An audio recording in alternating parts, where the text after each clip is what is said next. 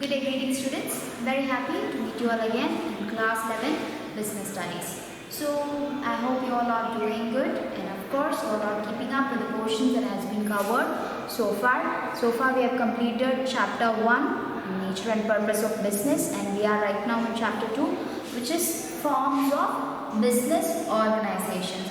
So in chapter 1, the last topic that we discussed was selecting or starting your business. In that, one important point was selecting the form of business that you want to undertake. That is why the second chapter is given as forms of business organizations. There are various kinds of various forms of business organization that prevails in our country. So we have to analyze, we have to study in detail about each one of them, their features, their merits and demerits, in order to go or choose the right form of business organization. So how many forms of business organization do we have? We have 5 forms of business organization. So proprietorship, which is called the simplest form of business organization, because only one owner is going to organize or handle the entire business. Alright, but it has its own demerits also, because decision making is very difficult, resources are very limited, you don't get financial resources or financial help from the outside sources. So what is the next form of business organization that we have discussed? That is a joint Hindu family business or Hindu undivided family business. Right, it is the special form of business organization that prevails only in India. Why? Why does it prevail only in India? It is because only in India we can find the Hindu undivided family, or we call it as a joint Hindu family. That is where we have, only in India we have this kind of business organizations. What do we need to start a joint Hindu family business? We need at least 2 adult members to start this sort of business organization, and we have discussed about the important acts that allow you to take care of the particular form of business organization. The Hindu Succession Act and the Hindu Succession Amendment Act also has to be related with this, because Hindu Succession Amendment Act only lets even the female members of the family to be the co-partners and kartas of the business. Karta is considered the eldest member of the family, who is like the CEO or the important person who is liable to take the decisions of that organization. The other members are called as the co-partners of the business, right? There even certain difficulties were found. Why? Because we needed adult members of the same family, and of course we needed an ancestral property that was bound with everybody, that was ready to be shared among all the family members. They have to live together, and of course there has to be an ancestral property that has to be shared. And then we are discussing, we are right now in partnership. Okay, partnership form of business. One important point that I want to clarify is that in the previous session we have discussed about the definition of partnership and the features, merits of partnership. We said that it is Indian Partnership Act 1942. I'm really sorry. It is Indian Partnership Act 1932. So let's make sure that we take it right. I'm really sorry, children. It is not Indian Partnership Act 1942. It is Indian Partnership Act 1932. So what are we discussing right now? We are discussing about the partnership form of business. Okay, partnership form of business is where group of people, group of individuals, different people come together under a set agreement where they all are bound together and they accept to share the profits and losses of the organization. Each one of them invest, or they might not invest even. Okay, but they are part of the business organization. Clear? So which act or which rule governs it? It is governed by the Indian Partnership Act 19. Okay, according to this act, how many members members should be there. At least 2 members should be there for the formation of it. Okay, and there should be a proper agreement. They should have a proper legal document which states about the policies, objectives and all the other rules and conditions that has to be followed in the said partnership form of business. So this is how it starts. And how many members are supposed to be there? Actually earlier it was, according to the Indian Companies Act, it was mentioned that 100 members should be there, right?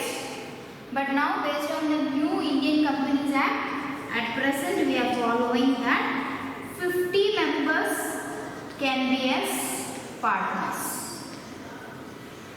Okay, this was earlier, but how many members are allowed to be partners as of now? Only 50 members are allowed to be partners as of now.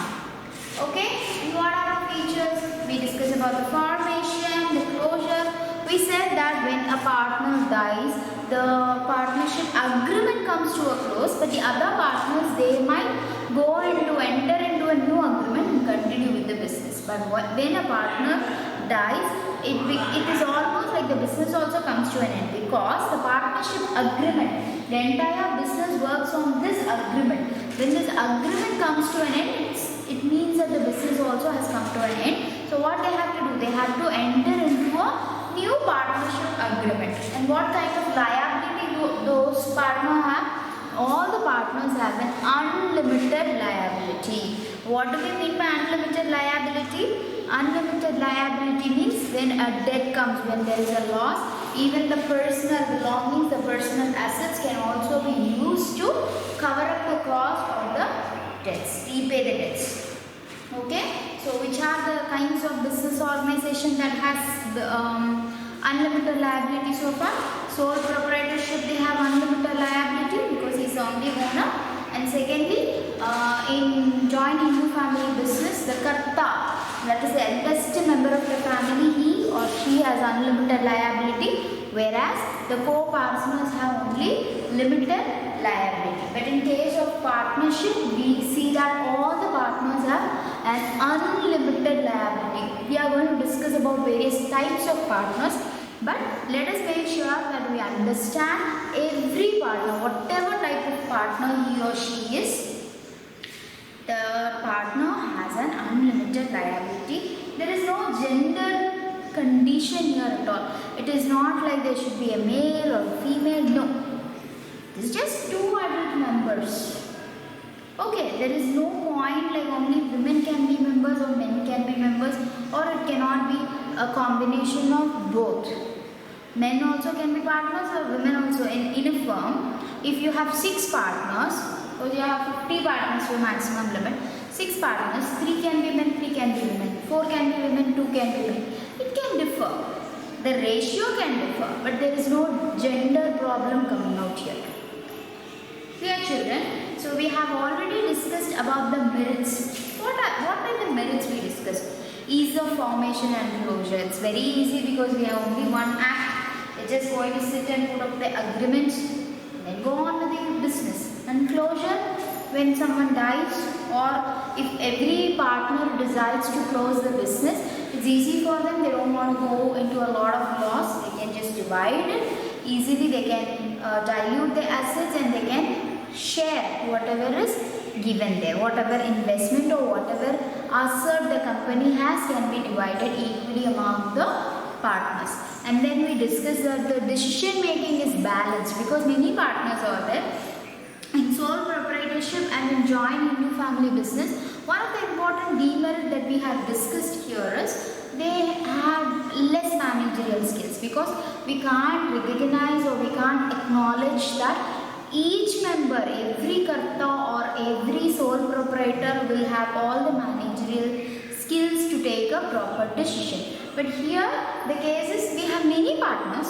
Each one will be good in one or the other thing. So the decision making will be very, very balanced. Each one can contribute towards that. And then we discussed that more funds are available because many members are there. So if many partners are there, you can obtain funds from different people. One can be very rich, so he or she can contribute more towards the expansion of the business. Then secrecy is maintained. What do we mean by secrecy here? Secrecy means they don't have to, partnership firms, they don't have to be transparent, or they don't have to show their accounts in public. Okay, so do you remember the merits? These are the merits. What are those? Ease of formation and closure, balanced decision making, more fun, secrecy. Now what? We are going to discuss about the limitations of partnership firm. Yes, of course, even it removes many disadvantages that we have faced in sole proprietorship and joint Hindu family business. But still, partnership firm also has its own limitations. So that's what we are going to discuss now. The limitations or demerits of partnership firm. What is the first thing we discussed? We discussed about the liability, right? Here also we have unlimited liability. There we discussed in merit, we discussed that sharing of risk. Each one will be sharing risk. When there is a loss or some problem, each one can contribute towards it. It's easy to bear it with friends or with other people than to bear it all alone. Right? நம்ம ஒரு டேபிள தனியா தூக்குறதுக்கும் நாலு பேரோட சேர்ந்து தூக்குறதுக்கும் difference இருக்கு. You will have the benefit that one drops also another one can carry it. Right? You can share it. But what in case of liability? Every partner has unlimited liability. And imagine one of the partners is a rich person. So even if all the assets, now 4 partners are there, 3 partners have or less in their economic position, okay, or less in their economic position, one partner is very sound. These 3 people, they have given their personal assets. Even after they give their personal assets, the cost was not covered or the loss was not covered. The repaying of the debt is still remaining. What happens with the rich partner? He has to contribute more. So the liability is unlimited itself is a limitation. Plus, if the person is a well-to-do person, then more of his assets will be brought out to the public to be repaying the debt. That is why we call it as a limitations. In anywhere, the liability of the business owner or the partner or the karta or the partner, co-partner is itself a limitation, because the liability is going to be unlimited. That's what is unlimited liability, meaning that my personal assets also should be given to recover the cost or to repay the debts. Okay, what is the next point that we are going to discuss? Limited resources. How can we say limited resources? We discussed in merit that it is more funds, right? Then what? So many partners are going to be there and we are going to get enough funds, right? But still we call it limited resources. How? Because it is limited to 50. Maximum number of partners can be only 50. So when you want to take it to a next level, to worldwide, to international level, the funds will be limited. Only 50 members, only 50 partners can contribute. What if after their contribution also you can't expand or you need some more money? So the resources again are limited. The banking and financial resources that are provided for a joint stock company or a cooperative society is higher than that is provided for a partnership firm. So only 50 partners. When we limit it, of course the resources are also going to be limited. That is why we say that it is limited resources compared with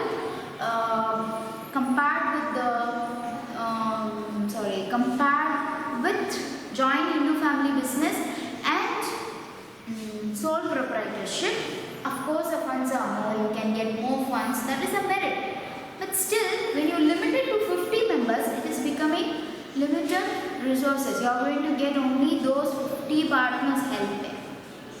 Alright, so that is why it is considered to be a limitation. What could be the next limitation? We discussed balanced decision making. Some demerit connected with that only we are going to discuss now. Possibility of conflicts. What do we mean by conflicts? Conflicts mean problems or difference of opinion.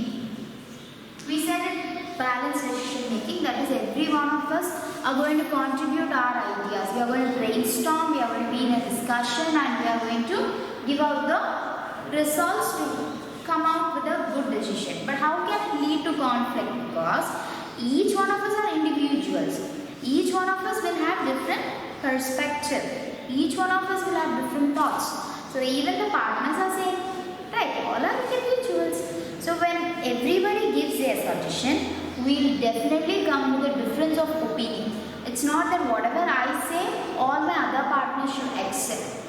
Okay? There is a possibility of both. Acceptance or non-acceptance. Just in case of your pure and speculative risk, here also you have a risk of acceptance and non-acceptance. Sometimes if the point is really valid and you don't have another go, they'll all accept. But there might be a possibility where difference of opinion will come. When difference of opinion comes, people start taking sides. That is, if I am giving a point and my another partner is giving an exactly opposite point, what the other partners will do, either they'll support me or either they'll support him. So now there's a conflict. My supporters and his supporters. So there might be a big problem which may lead even to the closure of the organization. That is why we say that possibility of conflict. Since sole proprietorship, he or she is the only deciding authority. So there is no reason of conflicts. And when it comes to join into family business, of course the Karta is going to decide, and he or she is the eldest member of the family. The other family members are not going to oppose him or her. That is why the conflicts never arise there. But in case of partnership firm, all of them are individuals. Even if you have 50 partners, all 50 partners are individuals. They might be friends, but when it comes to business, they are partners. And there might be a difference of opinion which will lead to possibility of conflicts. Right? Understood? The next point is lack of continuity. How are we saying that it is not able to continue? Because as we have mentioned already, it's an agreement through which all partners come together. Something or the other happens to one partner, the partnership agreement or the partnership deed comes to an end.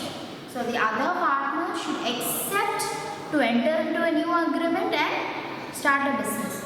In case something happens in conflicts, okay, already there are some conflicts, and in that particular situation one or the other partner wants to get out of the business, then the business deed, the partnership deed becomes invalid.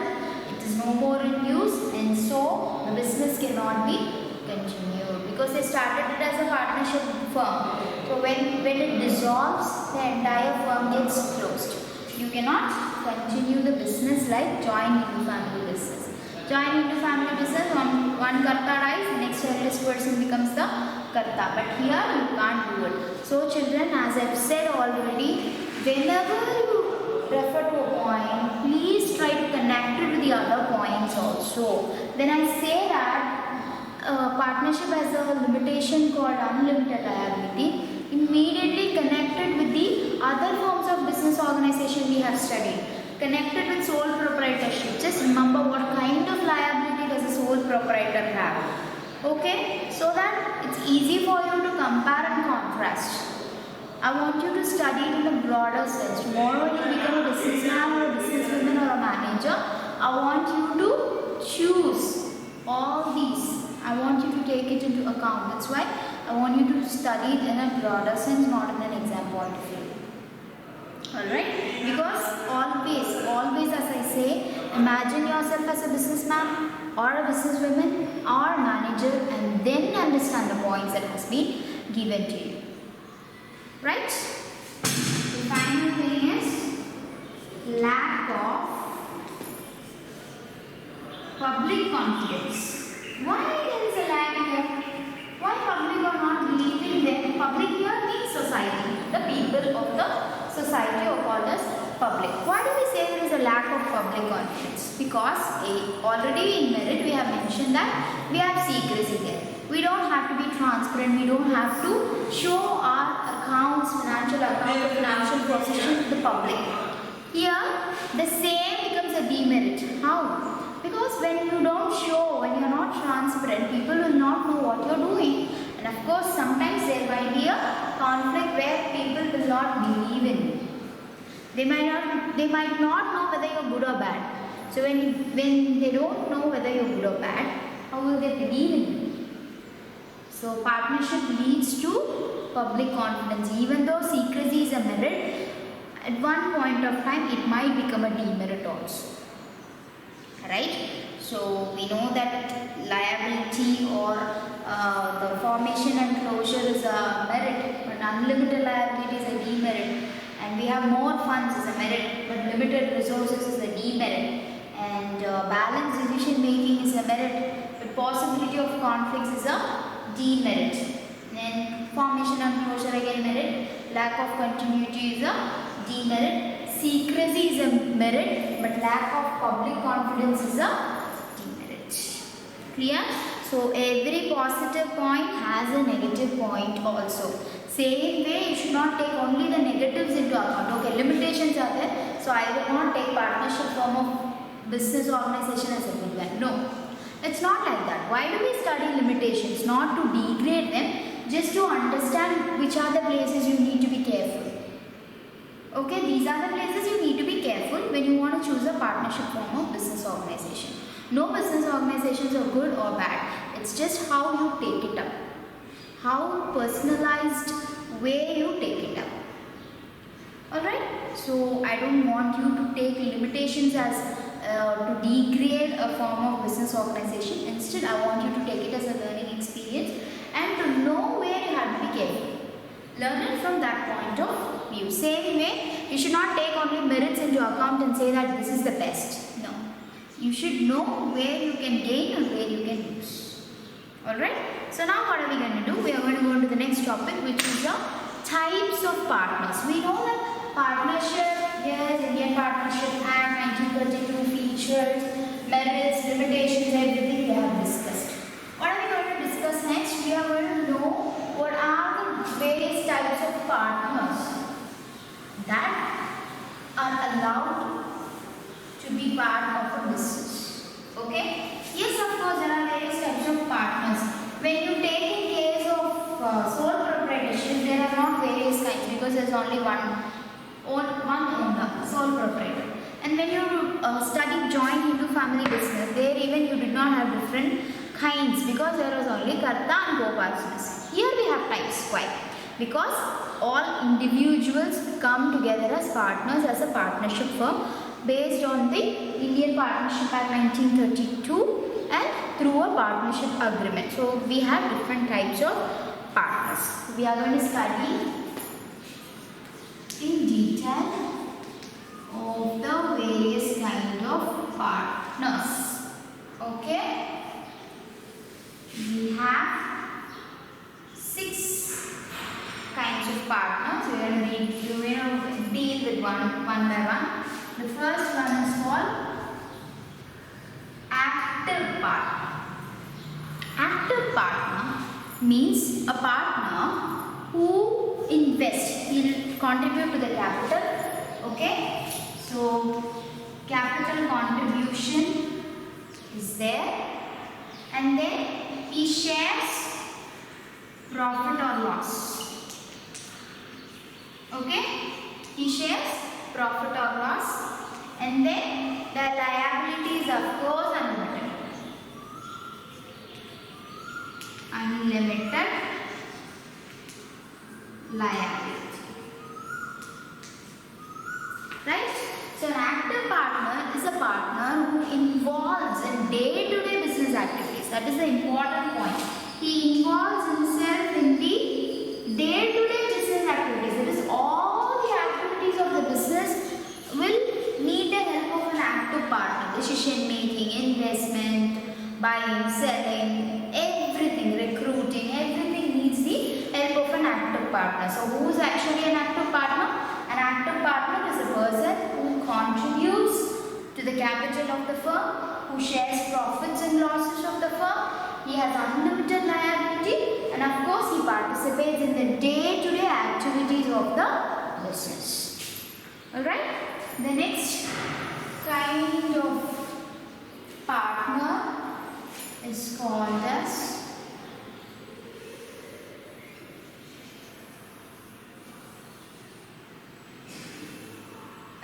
the next kind of partner is called as a sleeping or dormant partner. Okay, sleeping or dormant partner. Sleeping means he does not sleep in the office. That is not the meaning of it. It's that he does not participate in the day-to-day activities. Okay, he does not contribute to day-to-day activities. He will not be a part of the day-to-day activities, but of course he will be contributing to the capital. Capital contribution will be there. And what else? Profits and losses? Yes, he will share. Okay, profit or loss will be shared. And then liability is unlimited.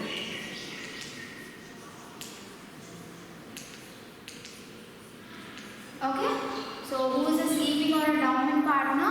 He does not participate in the day-to-day activities, but he contributes to the capital. He has a right to share the profit or loss of the organization, and the limited and the liabilities of course unlimited, because whenever there is a loss or a debt, he or she has to contribute his or her own assets, personal assets also to tackle the problem. So we have so far discussed about two different types of partners: active partner, sleeping or dormant partner. We are going to go to the next kind. Okay?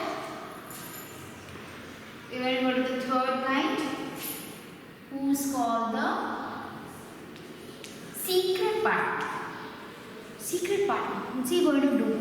He is just not going to be known to everybody that he is a partner of that particular organization. Okay? Secret partner means what? They will not be known that they are part of that organization. They may or may not participate in it. Okay? But still, they contribute capital.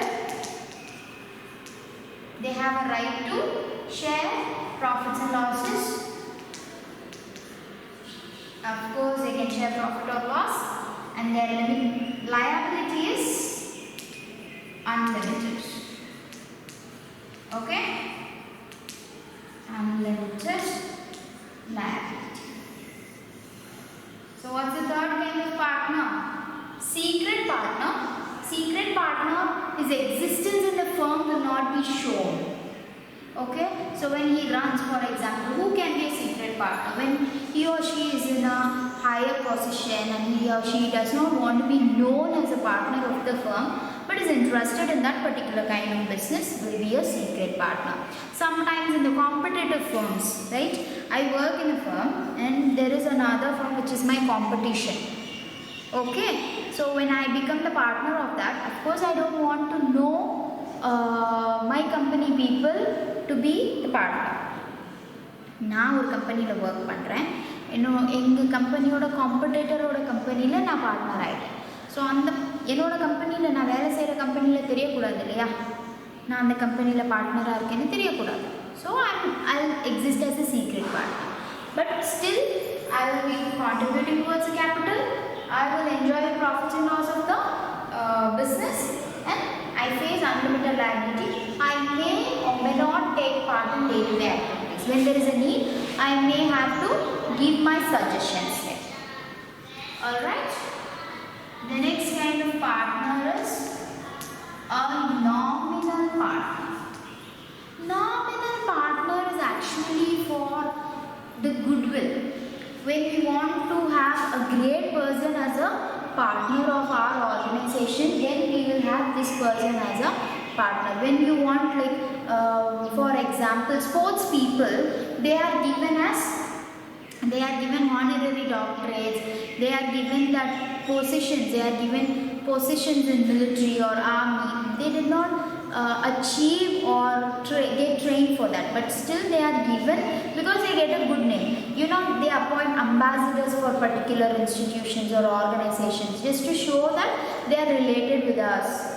Okay, just for a good fame. So it is basically about the goodwill, for a good name. Okay, it is for the goodwill. Do they have to contribute capital? Actually no, their goodwill itself is a capital. So they don't have the capital contribution, and they don't usually, maximum time they don't share profit or loss. Okay, mostly they don't share. Very rare cases they get paid for their goodwill. Some people they may ask like, I'm giving you my good name, right? You just have to give me a share. But mostly it's just like it's a name. It's not that they share it. So most of the cases, again I'm repeating, most of the cases they don't share profit or loss. And then, but liability is unlimited. When they come to know that this particular person is a partner, they may come and claim and they are supposed to pay. Okay? Even in secret partner, till they are secret it is okay. Once the firm dissolves and they are known as a partner, then they have to cover up with the debts. So they also have unlimited liability. Even a nominal partner has an unlimited liability. So far we have discussed about four types of partner: active, sleeping, secret, nominal. Out of these, active partner, sleeping partner and secret partners, they will contribute towards the capital. Profit and loss are enjoyed by active, sleeping and secret partners, but the unlimited liabilities for everybody. Out of these, active partner plays an important role because he or she takes part in the day-to-day activities. They may or they might not. Okay? Sleeping partner mostly does not take part in the day-to-day activities. The next kind is partner by estoppel.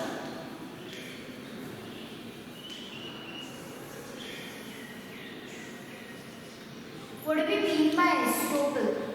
Estoppel is actually a legal law. It's a common law or a legal law which binds you through the law of equity. Now for example, it binds you. You don't have to go and do it. It binds you through the law of equity. Now what happens is, for example, you are not actually the partner of an organization. You just take part with someone who is a partner of the organization in some public event, and people recognize you as a partner. They think that you are a partner and you also contribute something or the other towards them. For example, you go for an important board meeting, okay, with one of your friends or with one of either your father or your mother. You are not a partner, you are not a legal partner, but with your father or mother you are just going one day to that particular organization to participate in a board meeting, and you give your suggestion, and other people they recognize, okay, this suggestion is good, then you become a partner by estoppel. Right, you are actually not a partner, you just represent, or not even represent, you just accompany someone to an important meeting or to a gathering, and people think that you are a partner and you contribute something towards the organization, you will become a partner by estoppel. Okay? So here capital contribution, no, you don't have to contribute any capital. You just have gone to that meeting with your father or mother. Done. And profit or loss, do you think you will get profit or loss for that particular suggestion you have given? No. They don't allow you to share the profit or loss. But what about the liability? Yes, of course, the other members who came for the meeting could come to you and ask to repay the debt. They might not know that you are not a partner. They would have just thought that you are a partner because you have actively participated in the meeting. Just because of that, you have to face the unlimited liability.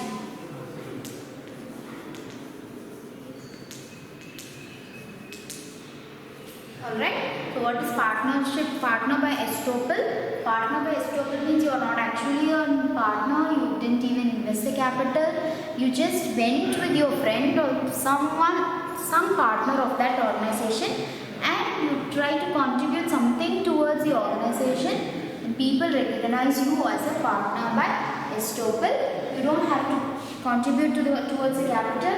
No profit or loss will be shared with you, but of course the liability is always unlimited. And finally we have partnership or partner by holding out. Holding out is no maximum like not saying. Not saying. When you just see, you should not confuse between estoppel and holding out.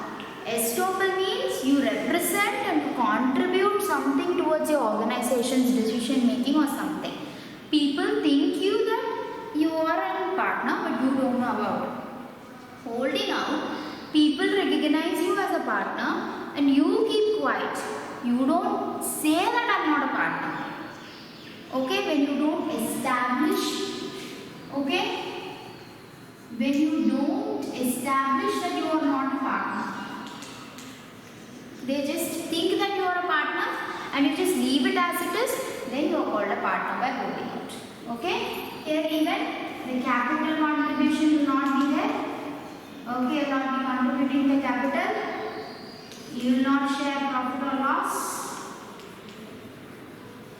But liability is unlimited. Just like the benefits. Benefits can be unlimited, but what happens here? Liability only is unlimited, right? So what are the various types of partner?